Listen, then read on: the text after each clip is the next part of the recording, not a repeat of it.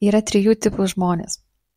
Tie, kurie stebuklais netiki, tie, kurie stebuklais tiki ir tie, kurie žino, kad jie patys ir yra stebuklai.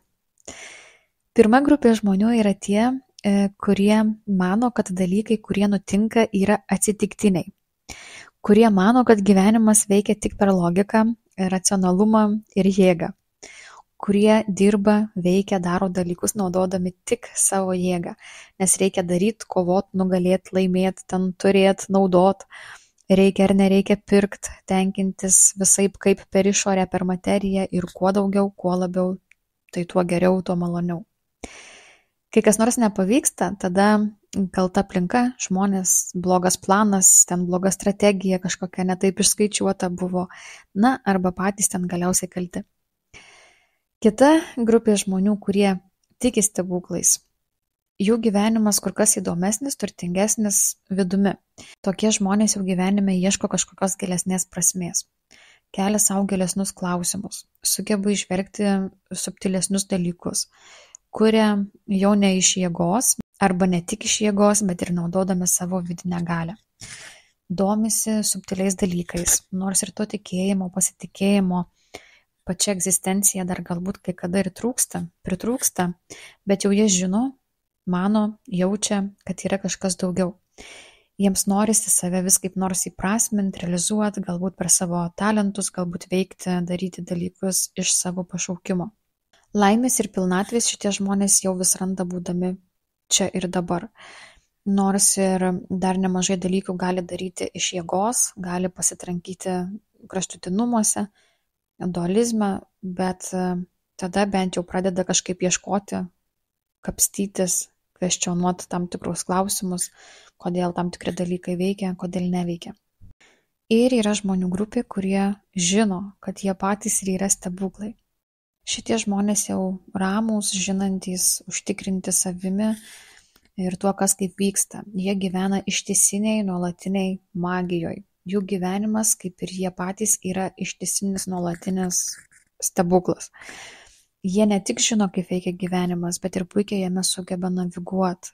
Puikiai sugeba naviguoti tiek ir materijoje, tiek ir dvasiniuose dalykuose, nes žino, kad tai neatsiejama vienas kito dalis ir puikiai supranta jų abiejų sąveiką. Jau netikiu tam tikrais dalykais, bet žinau. Tai yra žmonės, kurie daro veiksmus ne iš chaoso, o iš vidinio vedimo, vidinių impulsų, žinojimo, intuicijos, aukštesnio aš ir taip toliau. Jie puikiai suderina vidinius dalykus su išoriniais ir išorinius su vidiniais. Tai yra žmonės, kurie ne tik, kad per daug arba visiškai nestresuoja, kai kas nors nesidėlioja, bet ir su vidiniu smalsumu laukia, kas bus, kas kaip koreguosis, nes žino, kad per tai gali atsiverti dar daugiau nuostabių dalykų. Jie aiškiai suvokia, kad kartais nežino tik protas, nemato tik žmogiškos akys. Ir spėkit, kuri dabar grupė tai girdėdama galvoja kraštutinumais. Taip, pirma. Ir dalis antros, nes iš antros kai kurie vis dar gyvena kraštutinumais. Ir ten tie stereotipiniai nedirbsi, neisi, nekovosi, tai niekur neturėsi, jei išeisiu atostogų, tai viskas sugrius. Ir kai toks žmogus išvyksta atostogų, jis iš tikrųjų nesiilsi, jis ir toliau gyvena strese, nerime ir savo vidiniam chaose. Ir jie yra visiškai teisūs savo realybei, nes pas juos kitaip niekas ir neveikia. Viskas tik pagal mūsų pačių įsitikinimus ir programas. Kad veiktų dalykai iš vidinės galios, pirmiausia reikia patikėti, kad tie dalykai, tie stebuklai, ta magija egzistuoja. Mes negalim pamatyti, patirti to, apie ką neturim tikėjimo, apie ką netikim, kad tai egzistuoja.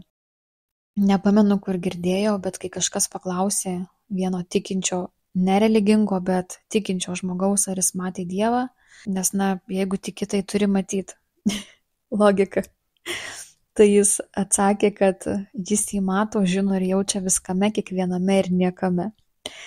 Tai kai aš sakau stebuklas, turiu omenyje ne iš dangaus nukritusius 50 000 eurų, ten kokiam gražiam spalvotam maišelyje su užrašu Indrei, bet apie tai, kad žmogus gyvena sinchronę su visa šita egzistencija, kuris gauna viską tiek, kiek jam reikia ir tada, kada reikia, kurio net ramus kvėpavimas, švarus kūnas ir jo švarios šviesios mintys jau yra stebuklas, apie ką pirma grupė žmonių kartais gali tik pasvajoti, nes šito dalyko nenusipirksi, nelaimėsi, neiškovosi ir neiškonkuruosi.